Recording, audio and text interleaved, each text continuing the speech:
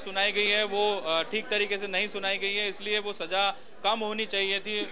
जैसे कि बचाव पक्ष ने भी ये दलील दी थी जज के सामने, जब बचाव पक्ष का ये कहना था कि 471 में कोई सीधी तौर पर सजा का प्रावधान नहीं है, तो केवल पासपोर्ट एक्ट की धारा के तहत ही सजा दी जानी चाहिए या फिर केवल जुर्माना लगाया जाना चाहिए। लेकिन जो अभियोजन पक्ष है उसकी दलील उन्होंने जो मजिस्ट्रेट के सामने रखी थी वो ज्यादा कारगर साबित हुई है, इसलिए ये सजा सुनाई गई है। तो फिलहाल दोनों पक्षों की तरफ से हमने भी पहले अभियोजन पक्ष के जो राजेश रायकवार जी उनसे बात की थी, उनका ये साफ कहना था कि वो भी अपील में जाएंगे और बचाव पक्ष भी अब अपील में जाने की तैयारी कर रहा है। बिल्कुल, एक बार फिर विजय आपसे समझना चाहेंगे कि 471 के तहत किस तरह का मामला था और जिस 12(1) की बात ये कर रहे थे पासपोर्ट एक्ट के तहत जो धाराएं वो क्या है?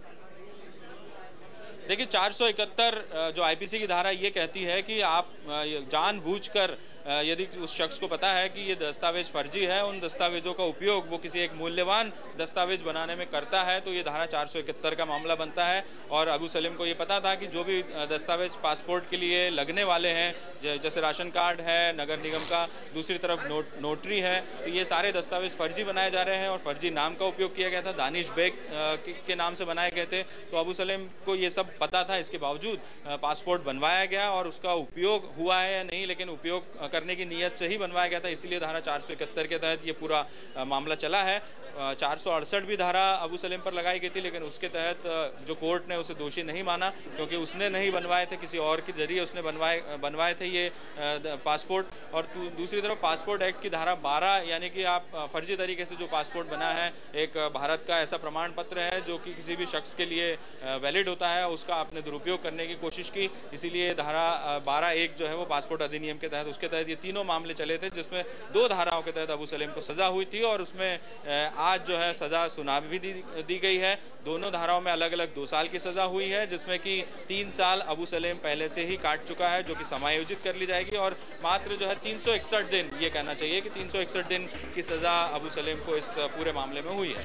तो आपका कहना है कि बचाव पक्ष और अभियोजन पक्ष दोनों ही इस फैसले से संतुष्ट नहीं है और दोनों हाईकोर्ट में जाने की बात कर रहे हैं? हाँ बिल्कुल, बचाव पक्ष भी फैसले से खुश नहीं है। बचाव पक्ष का कहना है कि सजा इतनी नहीं होनी चाहिए थी, इसलिए वो इस पूरे मामले को चुनौती देंगे ऊपरी अदालत में। और जो अभियोजन पक्ष है उसका कहना है कि जो सजा दी गई है उससे कहीं ज्यादा सजा होनी चाहिए थी, जो प्रावधान है। तो अभियोजन पक्ष भी इस पूरे मामले को चुनौती देने जा रहा है।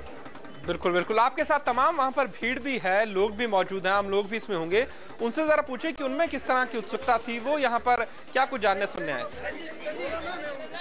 देखिए जब से ये फैसला, आज चूंकि सजा सुनाई जानी थी और सवेरे से ही यहाँ पर काफी गहमा गहमी थी, पुलिस तो मौजूद थी ही क्योंकि सुरक्षा व्यवस्था एक अहम मसला था। दूसरी तरफ लोग भी काफी उत्सुक थे क्योंकि अबू सलीम पिछले 3 सालों से भोपाल कोर्ट आ रहा था। हालांकि वो यहाँ इस जेल में बंद नहीं था, लेकिन मुंबई से लगातार उसका आना जाना था। हर 14 दिन में अबू सलीम की पेशी होती थी, यानी कि महीने में 2 बार पेशी पे वो भोपाल कोर्ट पहुंचता था, तो लोगों का जमावड़ा जरूर लगा रहता था। और आज भी चूंकि आज सजा होनी थी, इसलिए बहुत सारे लोग कोर्ट में सवेरे से ही मौजूद थे। और जब सजा पे बहस पूरी हो गई उसके बाद कुछ देर के लिए लोग इधर उधर चले गए, लेकिन जब सजा सुनाने का वक्त आया था उस दौरान भी काफी लोगों की भीड़ यहाँ पर मौजूद थी और सभी लोग यहाँ पर उत्सुक थे इस पूरे मामले को लेकर। बिल्कुल, और विजय साथ ही हमारे जो दर्शक हैं उनकी जानकारी के लिए आप बताइए कि मुंबई में मूलतः हैं, अभी वहां मुंबई की जेल में हैं, तो वहां पर किस तरह के मामले अबू सलीम पर चल रहे हैं और लोगों को जो ये लगता है कि अगर 4 साल की सजा हुई है, 3 साल की वो काट चुके हैं, तो क्या 1 साल बाद वो रिहा हो जाएंगे? देखिए रिहा तो नहीं होंगे क्योंकि अबू सलीम के खिलाफ भोपाल कोर्ट के मामले को लेकर देखा जाए तो कुल 9 मामले दर्ज है पूरे देश में। मुंबई में एक तो मुंबई बम ब्लास्ट का एक अहम मामला जो है वो अबू सलीम के खिलाफ चल रहा है। मुंबई में 2 मामले हैं, गुलशन कुमार हत्याकांड, मुंबई बम ब्लास्ट, ये 2 मामले मुंबई के हैं। दिल्ली के 3 मामले हैं जिसमें तीनों मामलों में फिरौती वसूलने के आरोप लगे हैं अबू सलीम पर। इसके बाद लखनऊ की एक अदालत में जो है फर्जी पासपोर्ट का मामला है और हैदराबाद की अदालत में भी फर्जी पासपोर्ट बनाने का मामला है। तो इस तरीके से ये 7 मामले हुए। एक भोपाल कोर्ट का मामला था 8वां, और लीजा रे जो फिल्म अभिनेत्री थी उनके निजी सचिव को धमकी देने का मामला अबू सलीम पे था। उस मामले में 2009 में अबू सलीम बरी हो चुका है, तो यानी कि एक मामले में बरी हो चुका है और ये पहला मामला है जिसमें अबू सलीम को सजा हुई है। बाकी के 7 मामले अभी अबू सलीम पर चल रहे हैं, उनमें अभी कोई भी सजा नहीं हुई या उसमें से निर्दोष भी साबित नहीं हुआ है।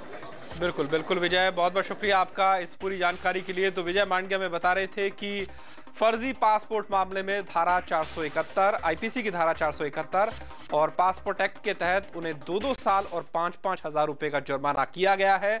बचाव पक्ष और अभियोजन पक्ष दोनों इस फैसले से संतुष्ट नहीं है और दोनों हाईकोर्ट में जाने की बात कर रहे हैं। वक्त है यहां पर एक ब्रेक का, ब्रेक के बाद फिर हाजिर होता है।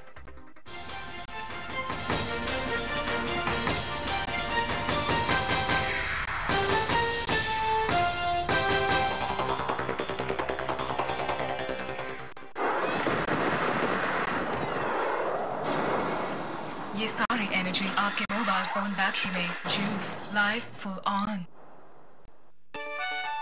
मेरा लव सिर्फ तेरे लिए है। पर ये लव तो तभी आया ना खूबसूरत है तू। जब शाहरुख मेरे को खूबसूरत बोला। मैं 1000 बार थैंक यू बोलता है शाहरुख को। शाहरुख ने सचमुच बोला क्या तेरे को?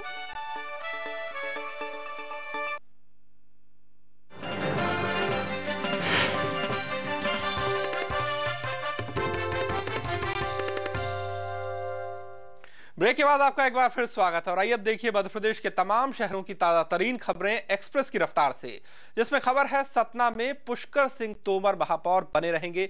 इससे जुड़ी आइए देखते हैं। पुष्कर सिंह तोमर